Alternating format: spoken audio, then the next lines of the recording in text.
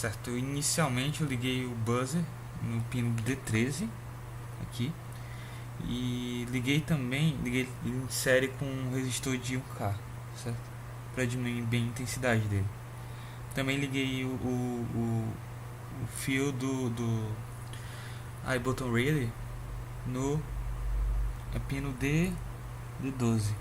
O iButton Reader ele compartilha esse pino com a alimentação, então por esse fio vai entrar tanto dados ou sair dados, ou seja, a gente muda no sentido do fluxo de dados no iButton Reader e ao mesmo tempo alimenta ele por esse mesmo pino, certo? Então ele está sendo alimentado pelo mesmo pino aqui.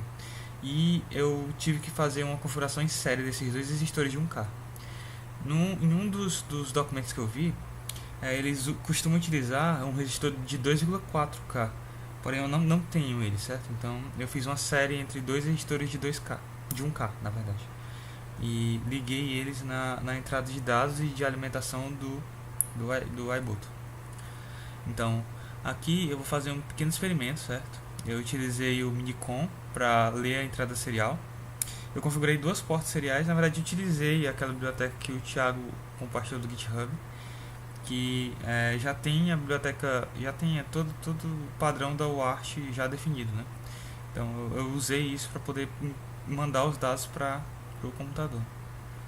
Isso também poderia ser feito com um display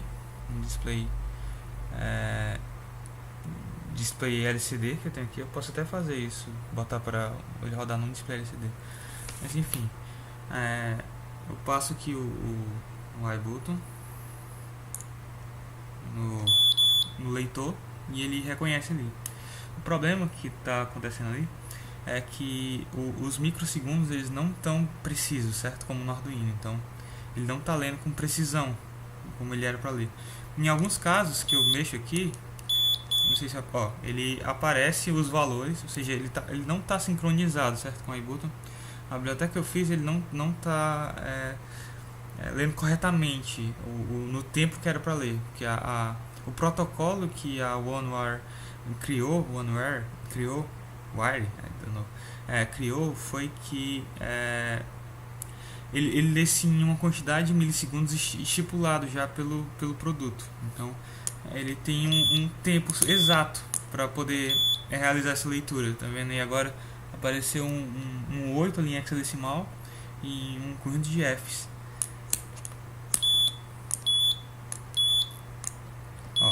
Os dados eles estão variando bastante. Aqui eu vou mostrar um pouco do código, certo? Aqui a IDE que eu baixei, que foi aquela que vocês aconselharam que a gente utilizasse. E aqui a gente tem aqui a main. Aqui eu defini um delay. Eu vi vários documentos sobre várias documentações sobre esse delay. Então tinha aqui o delay em milissegundos.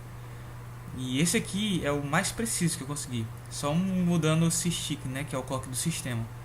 Então eu mandei esse parâmetro para ele, que é o tempo do sistema, que é de 48 MHz, e eu dividi por 1000. Aí isso aqui resultava no tempo em milissegundos do sistema.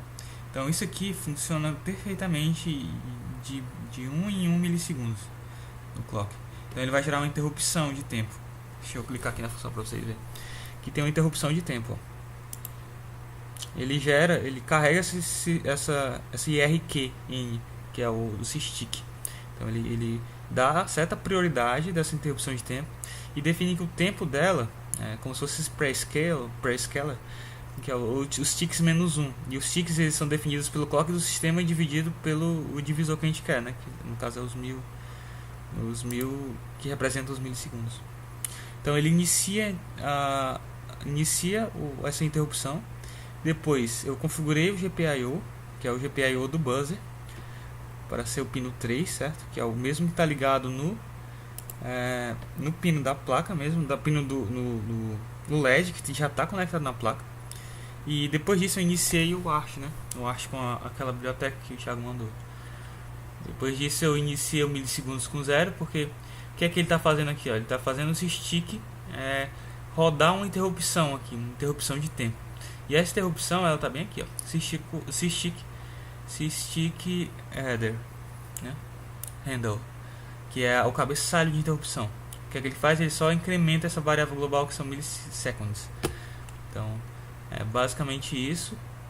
Isso aqui foi só eu deixei aí só para vocês verem que eu consegui fazer os milissegundos com precisão, certo? Esse código aí, ele rodava o blink, né? O toggle, o LED toggle de 1 em 1 milissegundo, ele mudava o estado do LED com esse clock bem definido. Então eu deixei só para vocês verem, certo? Não utilizei essa interrupção de tempo em milissegundos, mas ela tá rodando por baixo.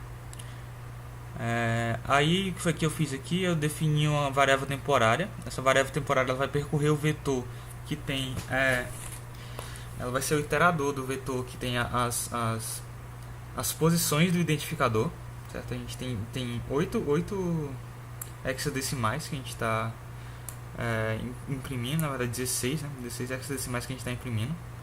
E aqui a gente começa de fato o código, né? O que foi pedido.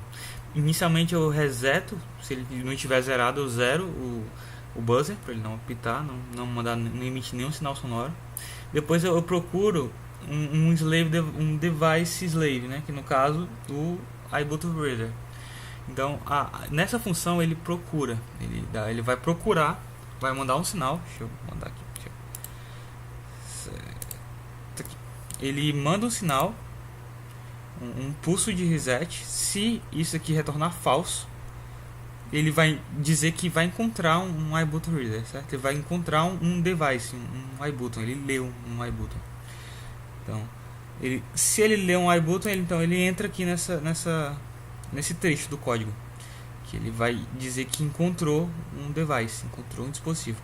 E essa aqui é o byte de configuração que ele manda o 33. Isso aqui é definido no documento do dispositivo. Essa mensagem quer dizer que ele está pedindo pro dispositivo, pro iButton, para ele ser lido, certo? Então é 0x33.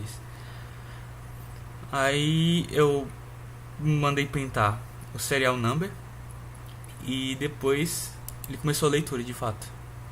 Então ele começa a ler byte a byte do iButton. Então aqui é a função readByte. Então aqui ele entra num loop, certo? E vai ler esses 8 bits desse byte e vai fazer um OR com o resultado. E aqui ele está fazendo um bitwise, né? Ele está fazendo um deslocamento para a direita. Está deslocando o resultado para a direita e fazendo um deslocamento dele mesmo pela direita. Só isso. Então ele lê outro bit e faz uma operação OR, né? Com o bit e 80.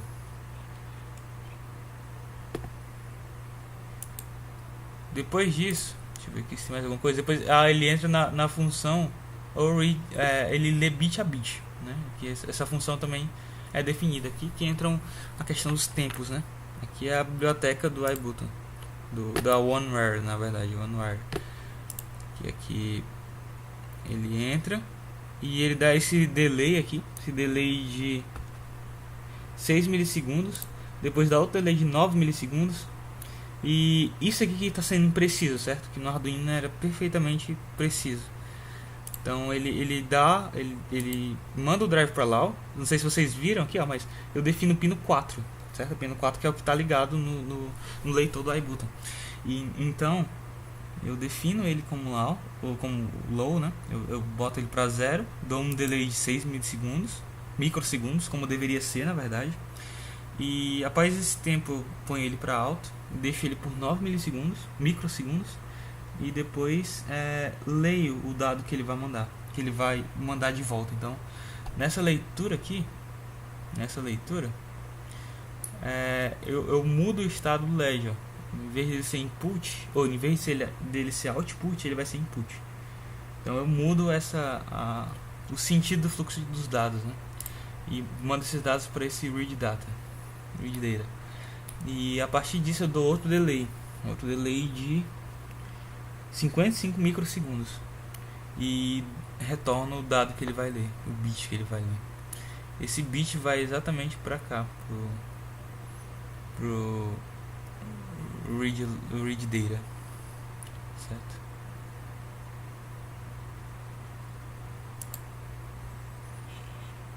Então essas foram basicamente as funções.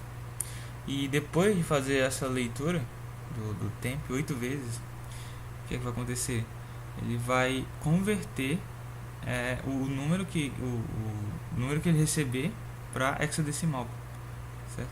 Na verdade para ASCII. Ele recebe em hexa e transforma para ASCII. Aí esse número está todo sendo convertido por essa função aqui. Na verdade é uma máscara. A gente vai criar uma máscara aqui de bits para converter isso. Se o número for menor ou igual a 9, então ele escreve esse número normal. Agora se ele for maior que 9, então a gente tem que imprimir de A a F, né? Que é o padrão em hexadecimal. Então ele faz isso. E por último ele pega a parte mais significativa desse número e faz o mesmo procedimento. E por fim ele imprime, né? Tudo isso, ele vai imprimindo tudo isso.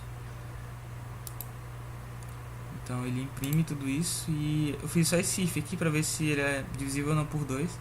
Se ele for divisível por 2, aí ele não faz nada, né? Então se ele não for divisível por 2, na verdade, ele vai imprimir um espaço, só para dar aqueles espaçozinhos que dividem esses números, certo? Então eu dou um delay de 250 milissegundos, que é o tempo que o buzzer fica ligado. Não sei se vocês perceberam. Vamos ver aqui.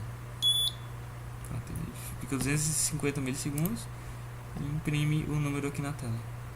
Então é basicamente isso que eu consegui fazer. Eu não consegui deixar o microsegundos bem definido. Deixa eu mostrar para vocês só a função delay que eu criei. Criei uma biblioteca delay, certo? Essa biblioteca ela deveria estar funcionando, certo? Em tese era para ela funcionar. Que eu também defini interrupções de tempo. Eu defini interrupções de timer, time interruptions. Aí aqui, ó, do mesmo jeito que eu defini aqui para o milissegundos, System Core Clock, que são os 48 MHz, divididos pela frequência, que é 1000, ó, exatamente do jeito que estava lá nos milissegundos, menos 1. E isso tudo vai para scalar. Aí tem o período, que ele pega o máximo de um inteiro não sinalizado, 16 bits. E ele faz todo o procedimento que eu fiz da última vez. E como é que funciona a função delay em milissegundos? Ele inicia com aquela função, definindo toda essa struct. Ele alimenta essa struct e inicia o clock. Aí depois ele entra no while até estourar os milissegundos que é o parâmetro de entrada. E por fim ele finaliza, ele cancela, né? Ele dá esse stop no timer. A função de milissegundos é exatamente muito parecida com a de microsegundos, mas as duas não estão exatas, elas estão passando mais tempo do que deveriam. Então eu não sei muito bem o que vai acontecer.